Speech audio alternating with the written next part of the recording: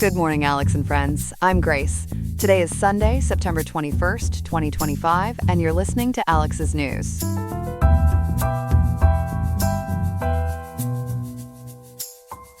The weather in Riverside will be 83.8 degrees Fahrenheit today, with the low dipping to 67.5 degrees.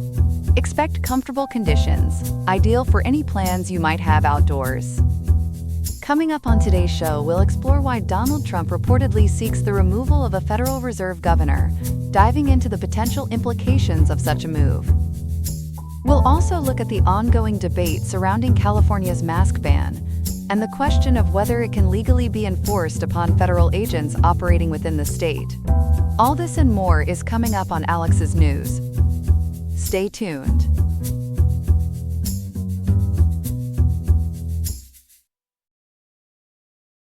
Good morning, everyone. We begin our broadcast today with a truly groundbreaking legal battle that has reached the highest court in the land. The U.S. Supreme Court is currently deliberating an emergency request from the Trump administration, aiming to remove Federal Reserve Board Governor Lisa Cook from her post. This isn't just about one individual. It raises fundamental questions about presidential power and the cherished independence of our nation's central bank. Joining us with the details is our news reporter, Ethan. Ethan, this is quite the development, isn't it? Grace, it absolutely is. This is a situation that is, quite frankly, unprecedented. As of today, September 21st, 2025, the Supreme Court is weighing an emergency request that was filed just 3 days ago, on September 18th. For anyone unfamiliar, the Federal Reserve is our nation's central bank, responsible for monetary policy. Its independence is considered crucial for a stable economy, preventing political interference from, quote, cooking the books, end quote, so to speak, on interest rates or inflation. The administration's move to fire a sitting Fed governor is a first in the central bank's 112-year history, according to reporting from CBS News and the Associated Press. Unprecedented indeed. So what exactly are the allegations the Trump administration is leveling against Governor Cook? The administration began its efforts to remove Governor Cook back in August, citing allegations of mortgage fraud related to 2 properties she purchased in 2021 before her appointment to the Federal Reserve Board. Specifically, Bill Polt, a Trump appointee and Federal Housing Finance Agency director, submitted a criminal referral to the Justice Department. He accused Cook of improperly claiming properties in Ann Arbor, Michigan and Atlanta, Georgia as, quote, primary residences, end quote, on mortgage documents, allegedly to secure more favorable terms like lower interest rates. This is according to multiple sources, including CBS News and True North Radio Network. The Justice Department, by the way, has reportedly launched an inquiry into these allegations. That sounds serious, if true. But what is Governor Cook saying in her defense? Well, Governor Cook, who was appointed by President Joe Biden in 2022 and confirmed for a full 14-year term in 2023, has vehemently denied any wrongdoing, as reported by The Guardian and PBS. In fact, documents obtained by the Associated Press, including a loan estimate from May 2021 for her Atlanta property, appear to contradict the administration's claims, specifying it as a, quote, vacation home, end quote. Cook has publicly stated that she will not leave her post and will not be, quote, bullied, end quote, by the administration, according to the Stillwater News Press and CBS News. It seems she is not one to be easily stirred. Good for her for standing her ground. This legal battle didn't just jump straight to the Supreme Court, though. Tell us about the lower court rulings. That's right, Grace. Following the administration's move to fire her, Cook swiftly filed a lawsuit to block her removal. She argued that her removal violated the Federal Reserve Act, which stipulates that a president can only remove a governor, quote, for cause, end quote. She also claimed her Fifth Amendment due process rights were violated because she wasn't given notice of the allegations or a meaningful opportunity to respond, according to the Washington Post. U.S. District Judge Gia Cobb sided with Cook, issuing a preliminary injunction on September 9, 2025, which was 12 days ago. Judge Cobb ruled that Cook was, quote, substantially likely, end quote, to succeed, finding that the quote for cause end quote provision likely applies to misconduct 20 in office, not to actions predating a governor's tenure, as CBS News has reported. The D.C. Circuit Court of Appeals then upheld Judge Cobb's order by a 2-to-1 vote on September 15, 2025, 6 days ago. So after these setbacks, the administration decided to appeal to the highest court. What's their argument before the Supreme Court? Precisely. After those two defeats, the Trump administration escalated the legal fight, submitting that emergency request to the Supreme Court just 3 days ago. Solicitor General D. John Sauer argued that the lower court rulings represent, quote, improper judicial interference with the president's removal authority, end quote, according to the Associated Press. The administration contends that the president has the discretion to determine what constitutes, quote, cause, end quote, for removal, and that Cook's alleged misrepresentations on mortgage filings make her, quote, unfit to continue serving, end quote, on the Federal Reserve Board. The Justice Department also argued that Cook's Fifth Amendment rights were not deprived, as the amendment concerns deprivations of life, liberty, or property, end quote. Cook was deprived of none of these, end quote, as CBS News has reported. The Supreme Court is currently deliberating and is expected to seek a response from Cook's legal team. This case seems to strike at the very heart of how our government is structured. Can you elaborate on why the Federal Reserve's independence is so critical, and what historical precedents might be at play here? Absolutely, Grace. The Federal Reserve was specifically designed to operate with substantial independence from day-to-day politics. The idea is to ensure its monetary policy decisions are based purely on economic data, not short-term political pressures. This is why governors serve staggered 14-year terms and can only be removed, quote, for cause, end quote. According to the Brookings Institute, legal experts point to Supreme Court precedents like Pumphrey's Executor versus United States from 1935, which established that Congress can limit a president's removal power for officials of independent agencies. The prevailing interpretation of, quote, for cause, end quote, generally refers to misconduct during an official's tenure.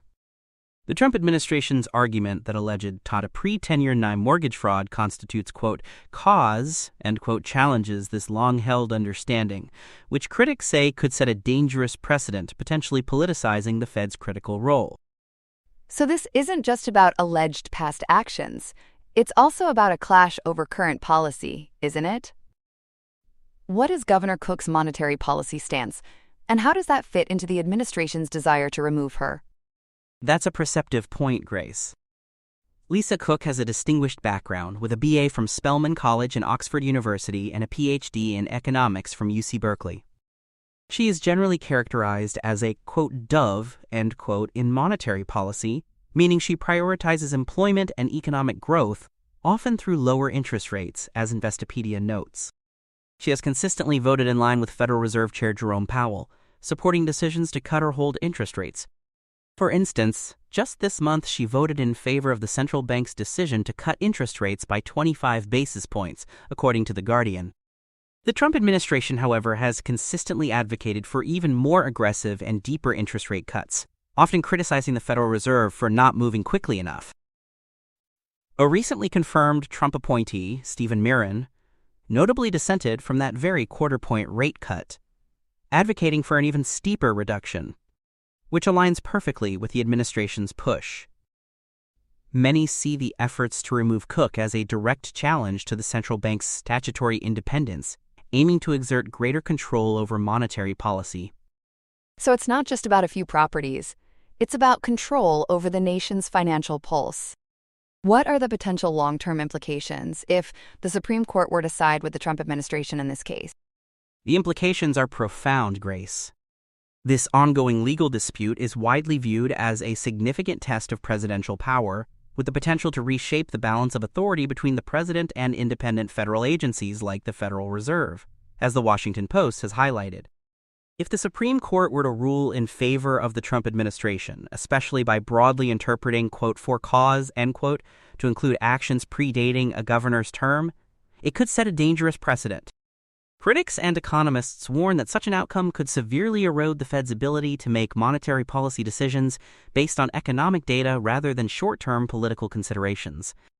This, in turn, could lead to increased politicization of monetary policy, potentially higher and more volatile inflation, and a significant loss of public confidence in the financial system. For now, Lisa Cook continues to fulfill her duties as a Federal Reserve governor, participating in recent interest rate decisions, as CBS News confirms. The Supreme Court's decision will have a lasting impact. Ethan, that was a truly comprehensive look at a very important and complex story. Thank you for making it so clear for us. It certainly feels like the Supreme Court has a lot to weigh here, and we'll be watching closely. My pleasure, Grace. That was news reporter Ethan with our top story. Up next, we'll turn our attention to Story 2. Chloe, we have another big story making waves in California. The state is really taking a stand on federal immigration enforcement. Tell us what's going on. Grace, you could say California is really pulling back the curtain on federal operations. The state has just made history, becoming the first in the nation to pass a law banning most law enforcement officers, including federal immigration agents, from wearing masks that hide their identity while on duty. This groundbreaking legislative package was signed into law by Governor Gavin Newsom just this past Saturday, September 20th, 2025, according to reporting from ABC7, KSBW, and the Los Angeles Times. So, no more secret agents. What's the main piece of this legislation? And what exactly does it aim to prevent? That's right, Grace. They're aiming to unmask the issue, so to speak. The centerpiece is Senate Bill 627, or SB 627, famously dubbed the No Secret Police Act, authored by Senator Scott Wiener, a Democrat from San Francisco. Governor Newsom, when signing the bill in Los Angeles, was quite outspoken. He stated enough and dramatically asked, "What are you afraid of?" As KSBW and CBS News reported, he criticized masked, unidentified agents as reminiscent of secret police and dystopian sci-fi movie scenarios, asserting that California, with its 27% foreign-born residents, celebrates diversity and would resist the Trump administration's authoritarian tendencies. Strong words from the governor. So who exactly does this mask ban apply to? And are there any exceptions? It's quite specific, Grace.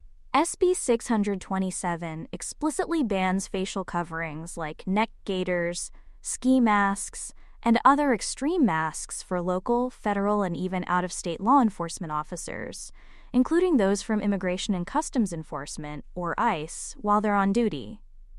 The law mandates that officers must be clearly identifiable by their name and badge number, as detailed by ABC 7 and the California State Senate. However, there are some key exemptions: undercover agents, SWAT teams, medical masks like N95 respirators, translucent masks, motorcycle helmets, and specific protective eyewear or breathing apparatuses are allowed. Importantly, it does not apply to state police. That's a significant distinction. Beyond the mask ban, Chloe, I understand this is part of a broader legislative package. What other measures did California enact to counter federal immigration policies? Indeed, Grace. California is certainly putting its best foot forward in pushing back. Alongside SB 627, the governor signed several other crucial bills. There's Assembly Bill 49, which, according to CBS News, prohibits immigration agents from entering non-public areas of schools without a judicial warrant and bars schools from sharing student information with immigration authorities without one. Then we have Senate Bill 81, preventing immigration enforcement officers from entering restricted areas of healthcare facilities without a judicial warrant. Finally, Senate Bill 805 requires plainclothes officers to display their agency and badge number or name, again with some exemptions. California seems to be building an even stronger wall against federal overreach, if you will. What's the state's main justification for these aggressive new laws? They certainly are, Grace. California's legislative push is a direct response to what proponents, like Assemblymember Al Marat Suchi, a Democrat from Torrance, describe as the Trump administration's secret police tactics and terror campaign by ICE.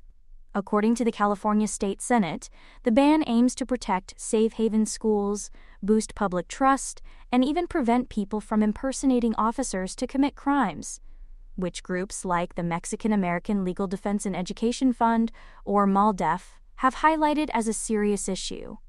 Prior to this law, reports from KSBW and the California State Senate detailed masked federal agents conducting raids, sometimes impersonating local law enforcement, injuring protesters, and detaining residents without clear identification. Well, you can bet the federal government isn't taking this lightly. What has the Trump administration's reaction been, and how do they justify their agents wearing masks? You've hit the nail on the head, Grace. The reaction has been anything but veiled. The U.S. Department of Homeland Security, or DHS, and its Secretary Kristi Noem immediately condemned SB 627, labeling it despicable and a flagrant attempt to endanger our officers, as reported by ABC7 and CBS News. Federal officials consistently justify mask use by citing what they claim is a significant increase in assaults, doxing, and physical attacks against immigration enforcement agents and their families, especially since President Trump's return to office. A significant increase? Can you give us some figures, Chloe? Absolutely, Grace. The numbers they cite are quite stark. DHS reported an 830% increase in assaults against ICE personnel from January 21st to July 14th, 2025, compared to the same period in 2024, according to HStoday.us and Presidential Prayer Team. Earlier in 2025, they cited a nearly 690% rise from January 21st to June 30th, 2025. They also highlight doxing incidents, like flyers with names and photos of agents posted in Southern California, as reported by Fox News. However, Governor Newsom has countered these federal claims, stating that assertions of increased assaults were unfounded and unproven misinformation, according to KSBW. Clearly, there's a deep divide here. The law takes effect on January 1st, 2026. That's only 102 days from today. Given the federal government's stance, how does California actually plan to enforce this mask ban on federal agents, considering the supremacy clause of the U.S. Constitution? This seems like a legal minefield. It's absolutely a tightrope walk, Grace. The supremacy clause generally dictates that federal laws take precedence over conflicting state laws. As Cornell Law School explains, federal employees are typically immune from state interference when acting within their official duties. Constitutional law expert Erwin Chemerinsky at the University of California, Berkeley, has stated that federal employees usually must follow state rules unless it significantly interferes with their duties, but DHS argues masks are essential for officer safety.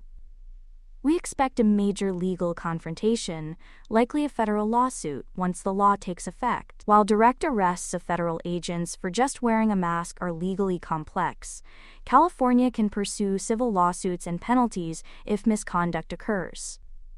Also, the state's existing sanctuary state policies mean local agencies could refuse to cooperate with masked federal agents, further restricting federal enforcement capabilities, as the Los Angeles Times has highlighted. Senator Wiener has even indicated a willingness to further refine SB 627 early next year, showing they're ready for the fight.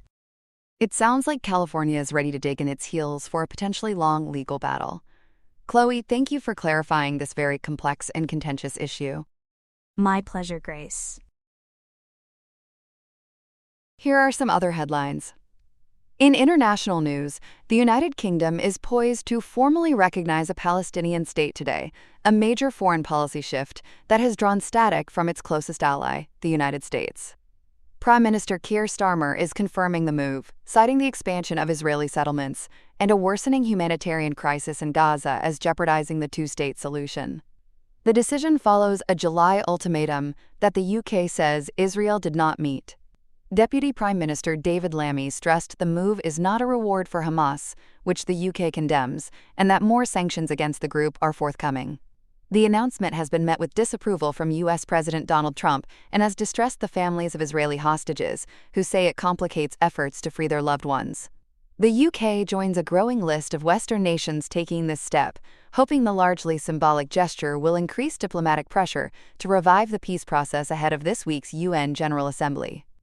Meanwhile, across the pond, Washington is bracing for a potential showdown. Democratic leaders Chuck Schumer and Hakeem Jeffries are demanding an urgent meeting with President Donald Trump as a September 30th budget deadline looms. At the heart of the stalemate is a dispute over healthcare funding, with Democrats refusing to support a spending bill that continues what they call the Republican assault on healthcare. With the clock ticking, Republicans are placing the blame on Democrats for blocking a short-term funding measure. President Trump has indicated a willingness to meet, though he expressed skepticism about its impact, and has floated the idea of a, quote, closed country for a period of time if a deal isn't reached. And if you've ever felt that buying concert tickets was a bad romance, you're not alone. The Federal Trade Commission is taking center stage, filing a landmark lawsuit against Live Nation and its subsidiary, Ticketmaster. The suit, joined by a bipartisan group of states, alleges the entertainment giant is playing a sour note with a range of illegal practices. The FTC claims the company has been colluding with scalpers to triple dip on fees, using deceptive bait-and-switch pricing with billions of dollars in hidden charges, and turning a blind eye to bots that snap up tickets in violation of federal law. This comes as the Justice Department pursues a separate antitrust case to break up the alleged monopoly, which could be an encore for fans hoping for fairer prices. Tensions are flying high over the Baltic Sea after 3 Russian MiG-31 fighter jets violated Estonian airspace on Friday. In what Tallinn is calling an unprecedentedly brazen and reckless provocation, the Russian jets flew with their transponders off and ignored repeated warnings from Italian NATO pilots. Estonia has summoned the Russian chargé d'affaires and requested consultations under NATO's Article 4. Russia denies the incursion, claiming it was a scheduled flight over neutral waters. The incident is the latest in a series of Russian violations in the region, seen by some analysts as a deliberate test of NATO's defenses. Finally, travel plans have been grounded for thousands across Europe, not by weather but by a widespread cyber attack.